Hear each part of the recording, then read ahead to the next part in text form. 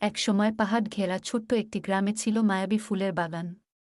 বাগানটি Mrs petal নামে এক সদয় বৃদ্ধ মহিলার ছিল, যিনি শিশু এবং ফুলকে সমানভাবে ভালোবাসতেন। প্রতি বসন্তে মিসেস পেটাল গ্রামের বাচ্চাদের আমন্ত্রণ জানাতেন তাকে নতুন ফুল লাগাতে সাহায্য করার জন্য।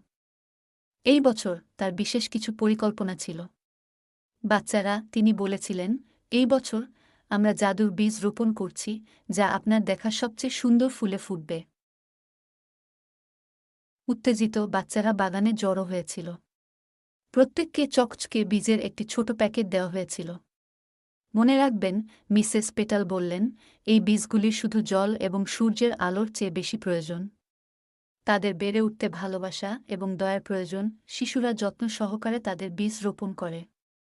মাটির সাথে সদয় শব্দ ফিসফিস করে। শক্তিশালী এবং সুন্দর হও, ছোট্ট লিলি বলল। আমরা তোমাকে ভালোবাসি, যোগ করেছেন স্যাম। দিন কেটে গেল এবং ছোট ছোট স্প্রাউটগুলি উপস্থিত হতে শুরু করল। শিশুরা প্রতিদিন পরিদর্শন করত, গান গাইত